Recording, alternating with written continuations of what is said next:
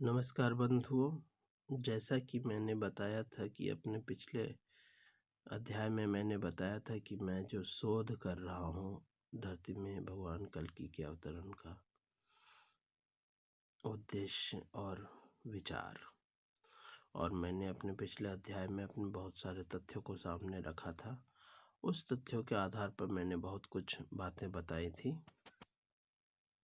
और हाँ, पिछले अध्याय में मैंने भगवान कृष्ण की माता का नाम कौशल्या बता दिया था। गलती से ये एक गलती थी, मैं इसका क्षमा चाहता हूँ। भगवान कृष्ण की दो माताएं मानी जाती है, एक माता देवकी और दूसरी माता यशोदा। और उस अवतार में उस समय मैंने भगवान के सभी अवतारों के विषय में जो निष्कर्ष बताया था कि भगवान विष्णु के सभी अवतारों में मातृवियोग और मातृ के कारण आए कष्टों और दुर्भाग्यों से गुजरना पड़ रहा है। माँ होने के बावजूद भी माँ का प्रेम नहीं मिल पा रहा है भगवान विष्णु के अवतार में। इस बात को रखा था।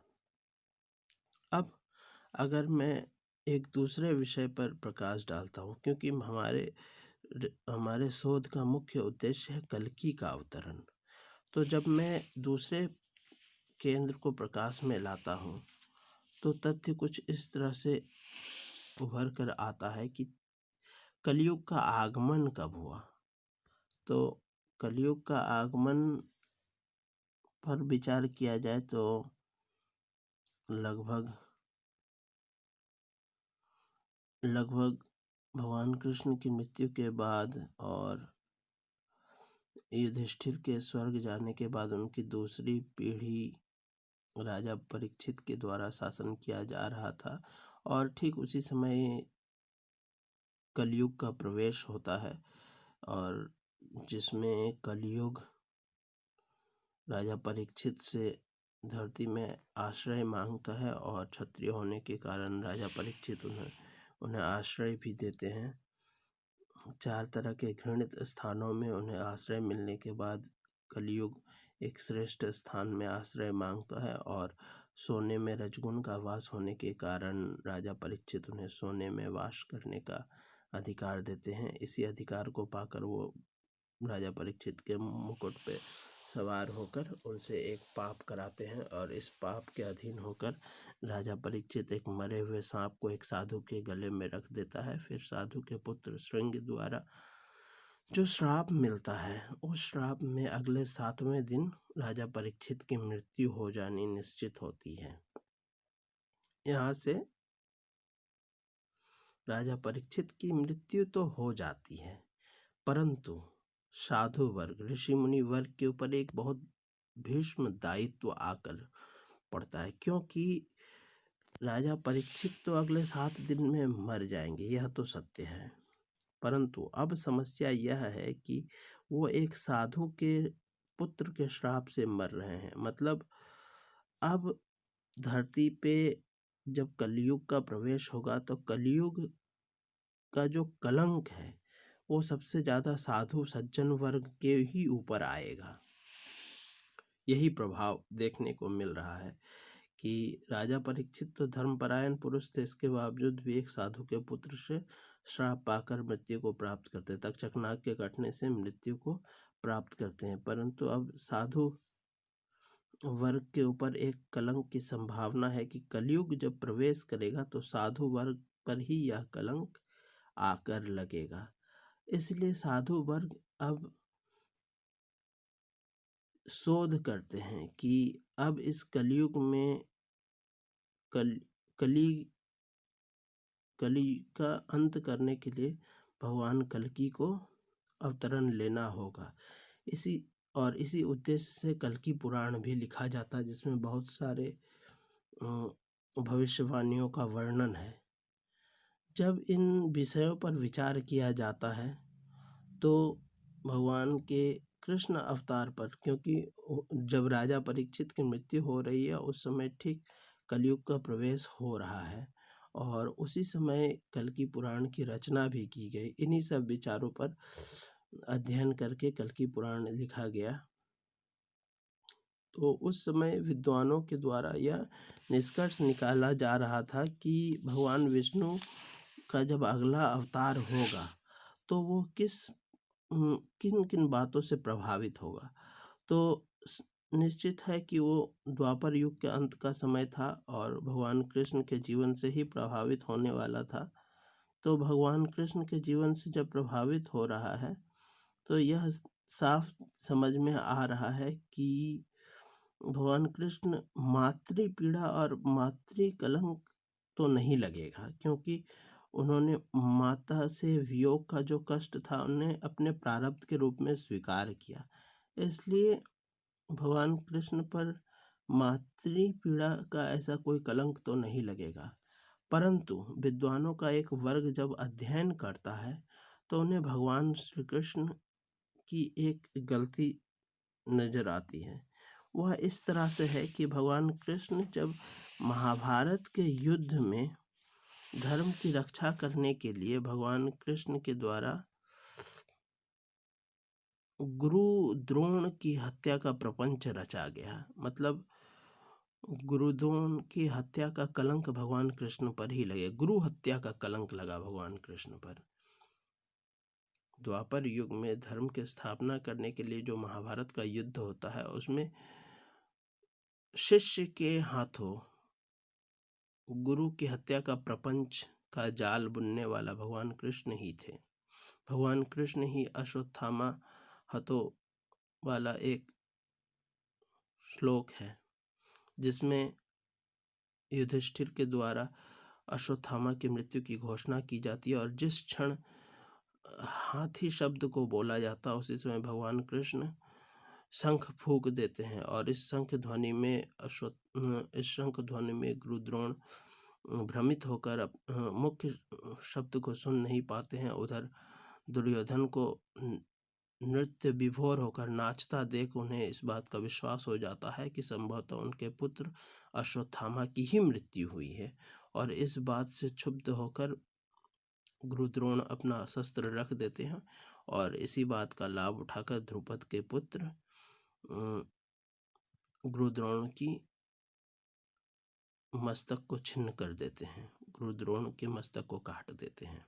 इस तरह से गुरु के हत्या का प्रपंच भगवान श्री कृष्ण ने ही रचा। अर्थात भगवान विष्णु के कल्कि अवतार में दो संभावनाएं रहती है। सबसे पहले तो जब गुरु की हत्या हो जाए, गुरु ही समाप्त हो जाए, तो निश्चित है ज्ञान भी लुप्त हो जाएगा और ज्ञान लुप्त हो जाएगा। और दूसरी बात, गुरु भी सम्मान के योग्य नहीं माना जाए, क्योंकि धर्म की स्थापना के लिए भगवान कृष्ण ने गुरु की हत्या का प्रपंच रचा। ऐसे में गुरु पर कलंक लगना तो निश्चित है। भगवान विष्णु के अगले अवतार में गुरु पर हत्या का कलंक तो लगेगा ही साथ ज्ञान का भी लोप होगा।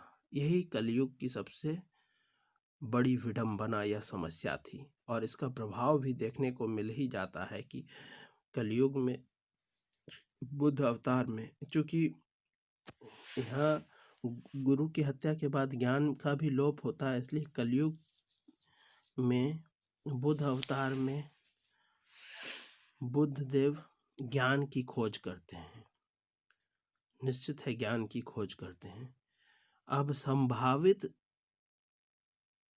अवतार जो कल्कि अवतार है उसमें भगवान विष्णु के अगले अवतार जो कल्कि अवतार है उस अवतार में उन पर गुरु सम्मान, गुरु प्रतिष्ठा और गुरु अपमान का कलंक जो है, गुरु के स्वाभिमान की रक्षा करने का अर्थात गुरु की प्रतिष्ठा की रक्षा करने का दायित्व रहेगा। गुरु हत्या के कलंक से गुजरना पड़ेगा। सीधे तौर पे निष्कर्ष रूप पे कहा जाए तो कल्कि अवतार को गुरु अपमान के कलंक से गुजरना पड़ेगा, यह तो बात सत्य है।